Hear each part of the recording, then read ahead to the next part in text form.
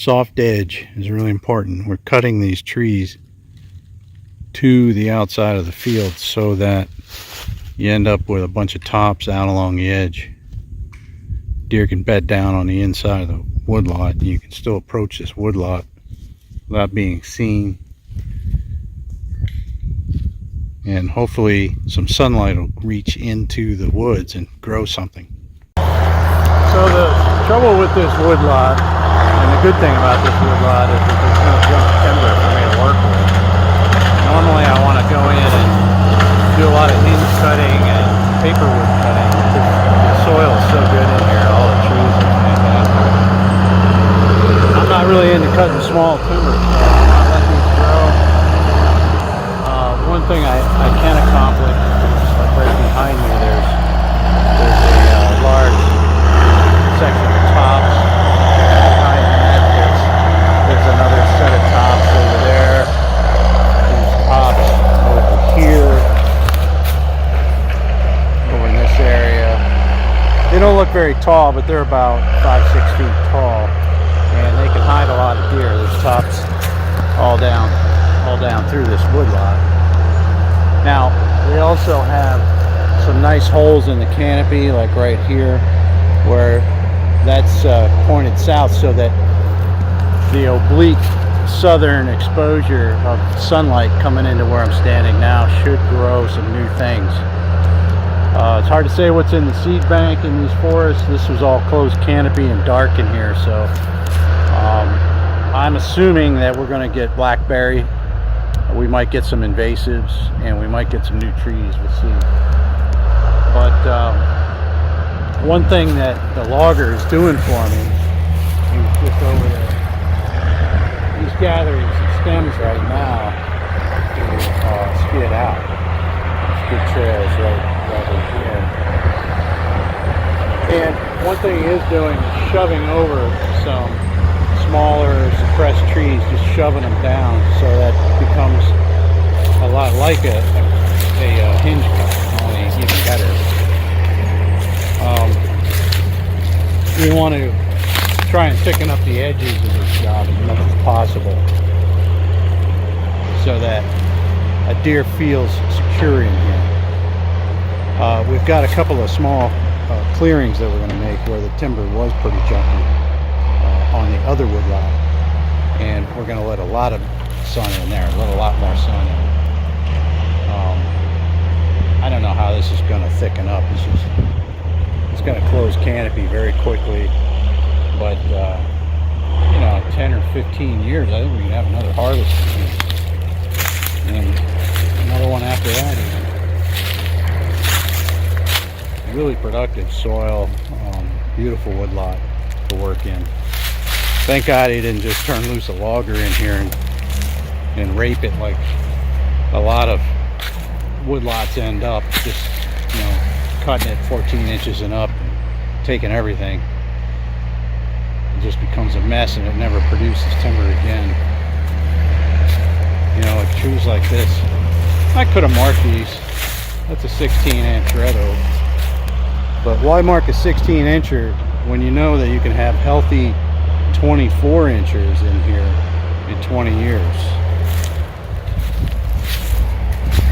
Well, maybe not 20, but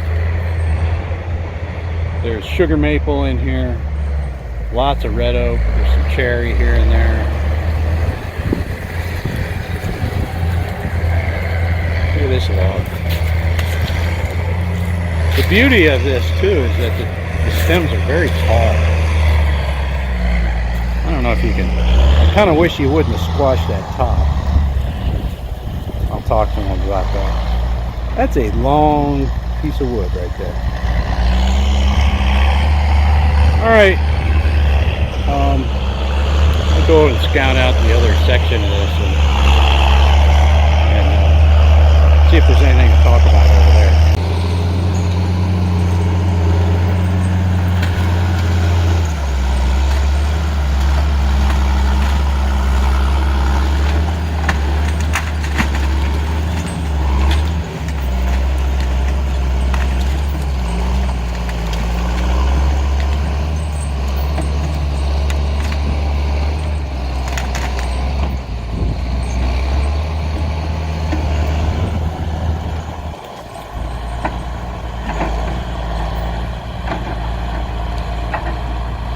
Sometimes I hear people talk about how grapple skidders versus cable skidders, where grapple skidders are no good, but it really just depends on the operator. This guy's getting all this stuff out of here without scratching up the other trees, just by gathering them correctly, setting up his skid trails, dropping the trees in a directional manner. Like there's one right there that got skinned up, but that's the only one in the acre that I'm standing in.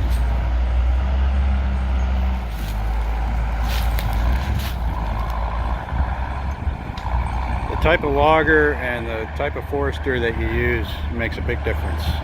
In this area, there's just a bunch of small timber and a lot of junk. So what we did was as you can see down on those markings, I've got flagging and some lighter colored blue. We just had them cut and shove some trees out of the way, make a big hole in the sky. So we should get brush there in that opening. And as you can see over here, we've got everything shoved to the outside of the circle. All the tops are laying there. So we have sort of a tornado zone. Right there's a great spot for a deer to bed down. And right out there, I don't know if you can see that, there's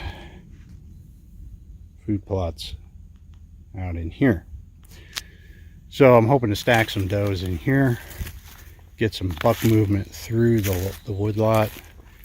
You're now able to sneak up on this area a little bit and hunt it between the bedding and the food. Over that way is where I just was, where the big saw timber was. There's going to be another clearing over that way, and also in a year that there's a lot of acorns, getting in between the acorns and this area is going to be a terrific hunting spot. So you're kind of triangulated between different bedding situations, lots of food, lots of deer movement.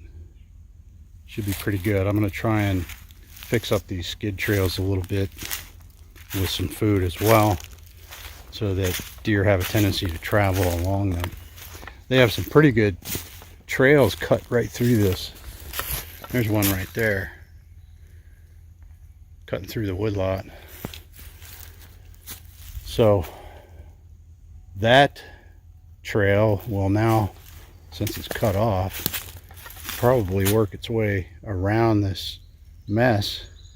So that pine tree, the way I had this planned out, is that pine tree could be snuck up on from out in that field, and that would be a good spot for a stand if you can sneak in here and not get detected. Skid trail goes right by there. Should be good. Okay, so right now I'm next to the skid trail.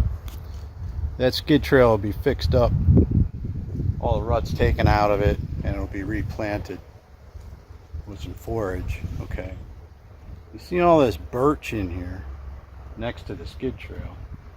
What we're going to do is daylight this whole area by going along the skid trail, taking all that junk out of there, and south is that way, and sun will come in, grow some stuff on the skid trail and next to it. So it'll be all along through this woodlot, and then back over there is where it just was, where we made the small clearing. So now you'll have some open woods, thicket here, thicket over there, food beyond.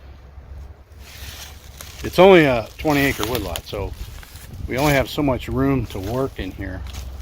And I think that right along this skid trail, since it's centrally located, it's going to make a good area to thin out, regenerate, and get it thickened up. That should make bedding cover available and some browse available from one end of the woodlot all the way to the other.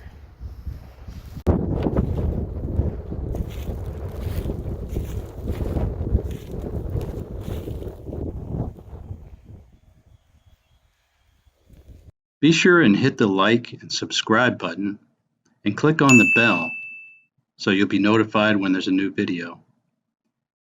And comment down below and let me know if there's anything you'd like to know more about.